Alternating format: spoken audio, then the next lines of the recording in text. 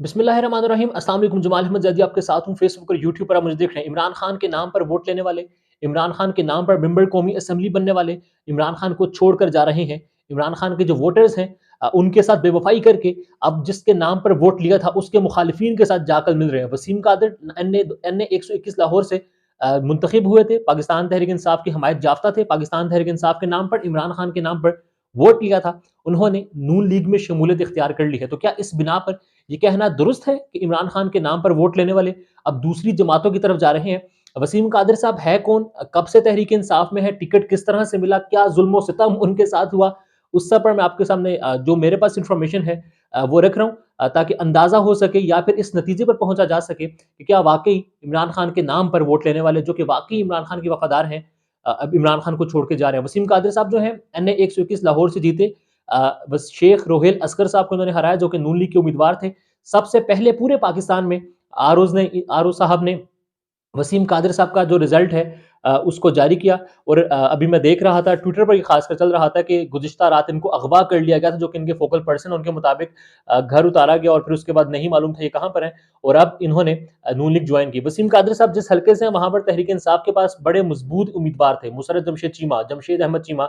Even वहां से सनम जावेद खान को भी इंतखाबात के लिए मैदान में उतारा जा सकता था, मगर वसीम कादिर साहब को टिकट दिया। कुछ इन्फॉर्मेशन जो मेरे पास है, लाहौर के जो मेरे दोस्त हैं, जो सहाफ़ी हैं, वो सारे बड़े हैरानकुन थे जब इनको टिकट मिला, क्योंकि उनके मुताबिक और जो इन्फॉर्मेशन है उसके मुताबिक वसीम कादिर साहब जो है बड़े आराम सुकून से बड़े चिल माहौल में थे। जब यूसी लेवल के जो लोग हैं तहरीक इंसाफ के लाहौर के, उनके ऊपर जुल्म सितम के पहाड़ तोड़े जा रहे थे, फस्तायत की जा रही थी, घरों पर छापे रेड हर चीज़ की जा रही थी।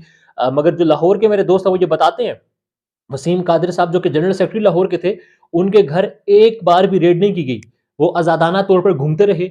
और फिर इन्हीं के हवाले से ये मुबैना इत्तला है कि कोई डील शील हुई थी जी, हम लाहौर की हद तक एहतजाज नहीं करेंगे और सारे इस तरह के मामला हुए थे।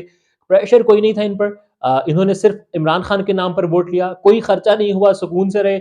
अवाम ने क्योंकि इमरान खान को वोट देना था, तो फिर ना इन पर जुल्म सितम हुआ, ना कोई एफआईआर इन पर हुई, ना ही कोई रेड इनके घर पर हुआ, ना ही कोई छापे हुए, ना कोई फस्तायत इनके साथ की गई।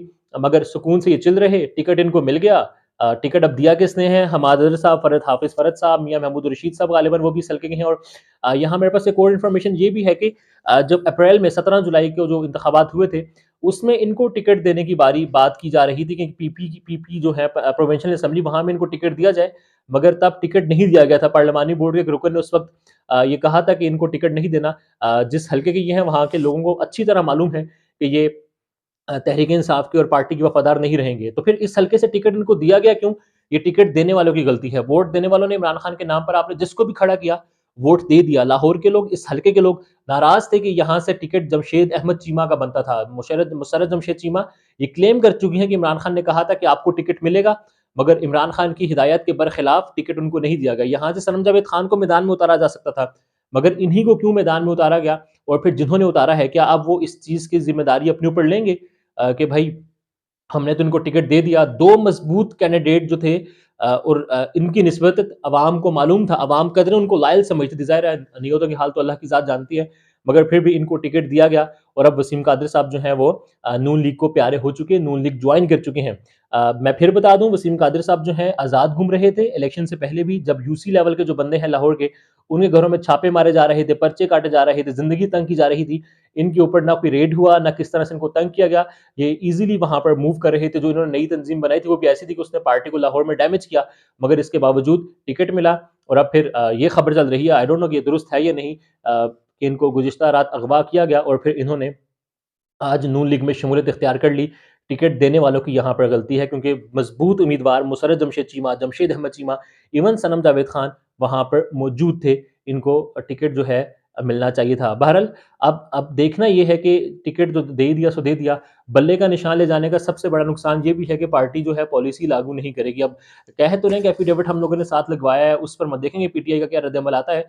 बहरहाल बल्ले का निशान लिया, एक तो रिजर्व सीट से महरूम किया, तंग किया, मुश्किल था कि सीटें नहीं जीत पाएगी, मगर अवाम ने इमरान खान के उम्मीदवारों को वोट दिया, इमरान खान के नामजद करदा उम्मीदवारों को वोट दिया। अब ये देखना है कि वो उम्मीदवार किस हद तक लॉयल रहेंगे पार्टी के साथ, किस हद तक जुड़े रहेंगे पार्टी के साथ, पार्टी पॉलिसी के साथ। ये बड़ा अहम चैलेंज है। और फिर यही वजह है कि तहरीक इंसाफ को, पाकिस्तान तहरीक इंसाफ के नामजद करदा उम्मीदवारों को किसी ना किसी पार्टी में शमूलियत लाज़मी इख्तियार करनी है।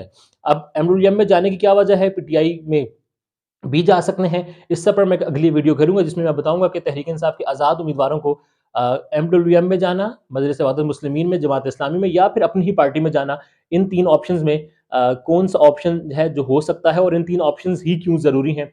इस हवाले से मैं अगली वीडियो बनाऊँगा। देखते रहिए, राय का इज़हार कमेंट्स में कीजिएगा। अल्लाह हाफ़िज़।